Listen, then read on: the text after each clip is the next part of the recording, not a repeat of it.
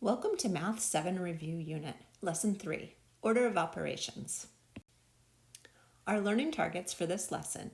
After this lesson, you will be able to perform complex mathematical operations following the rules for ordering. So you may have heard of PEMDAS. There is also something called GEMDAS, and that is, as we get older, we are adding more symbols. So you'll see these grouping symbols. It used to be that you just looked at parentheses, and now you're seeing some other things. So these are all different grouping symbols. You could see brackets, you could see parentheses, you could see little squiggly things. They all operate the same way, and therefore if you have more than one operation that you need to kind of group together. So we're going to call it grouping symbols, then exponents, which is your powers and square roots, multiply and divide, and then add and subtract. So we'll go through some examples. So let's suppose that we get 8 plus 14 divided by 7 times 3 minus 5. So following our PEMDAS or GEMDAS, we would say, well, we need to look and see, are there any grouping symbols? No. So we can move right along. So E, are there any exponents? No, we can move right along. MD, they go together from left to right, so I'm going to write them like that. So the first thing I see here is division. So I would say 14 divided by 7 is 2, and I'll rewrite my entire expression. So 8 plus 2 times 3 minus 5. Now I'm looking at this new expression right here, and I'm looking at the situation to see what happens. So I still see a multiply or a divide. I'll write 2 times 3 is 6. So I'll pull this down, 8 plus 6 minus 5. Done with my multiplying and dividing, now I have my adding and my subtracting from left to right. So 8 plus 6 gives me 14 minus 5. 14 minus 5 gives me 9. My solution is 9. I like how it starts out big and it tapers down to a little one. Next problem. Let's take a look at this one. This one has powers in it, and it also has parentheses. So again, I'll just go ahead and write this, GEMDAS. Grouping symbols first. So simplify. So you would say 5 minus 2 gives me 3 inside the grouping symbols, plus 4 squared. If I want to, I can go ahead and say, well, I've done the grouping symbol. I see an exponent. Let's go ahead and do this right now. So remind yourself, 4 squared is really 4 times 4. 4 times 4 is going to give you 16. So you've now done the grouping symbols and the exponent. Now we're moving along to multiplying and dividing. You may or may not remember that this is same as a multiply, 4 times 3. So 4 times 3 gives you 12 plus 16. You're done with your multiplying and dividing. Now you simply have to do any adding and subtracting. So 12 plus 16 gives you 28. And my color got switched on me. So 28, we can still see that. Let's look to the next page. So some of you may recognize this. This came from your basic math reviews in grade 6. And I thought it would be fun to pull them out so you could see, oh, I may have done this before. Maybe I got this far.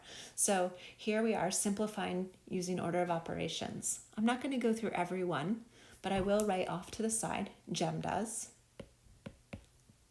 though you're not going to have any grouping symbols beyond parentheses in these. So grouping symbols, parentheses, 7 plus 8 gives us 15, divided by 5, times 9 minus 6. Well, 9 minus 6 gives me 3, and then I would keep this squared. So 9 minus 6 gave me 3.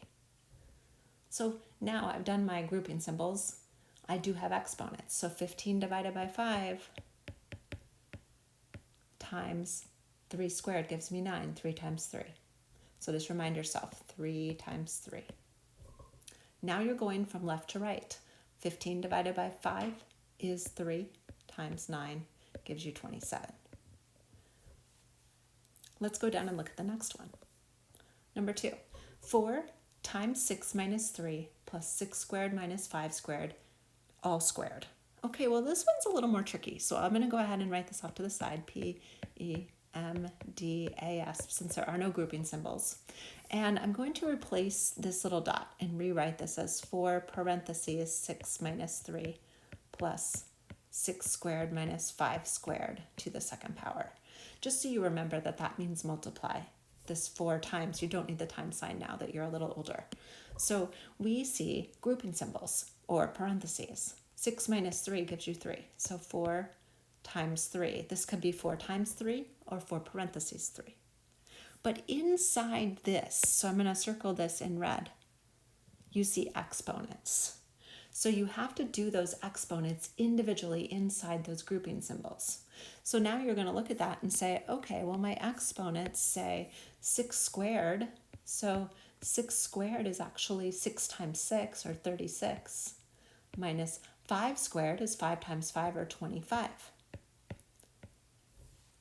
So it's a little bit tricky. It seems like you would do the parentheses, but you must simplify those in between. So 36 minus 25, you've got 26, 16, 15, 14, 13, 12, 11. And that squared is still there. And you're multiplying and dividing. It's going to happen there at that same time. So 4 times 3 is 12 plus 11 squared. So 11 squared is really 11 times 11. And if you remember those multiplication facts you have to have memorized, you end up with 121. 121 plus 12, 131, 32, 33.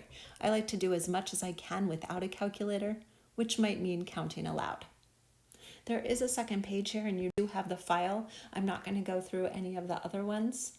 Actually, that's not true. Let's look at number 4, because it does have some grouping symbols nested in there. So I'm going to just mark that out and say, well, imagine those are there. You've got to do everything inside this first. So 9 plus 1 gives you 10, minus 2 plus 6 gives you 8. Those parentheses are still there, and then you cube. This is kind of fun.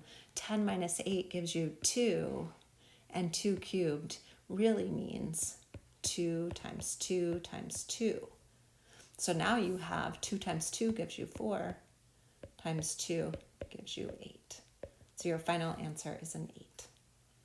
Okay, thank you for watching. That wraps up our order of operations.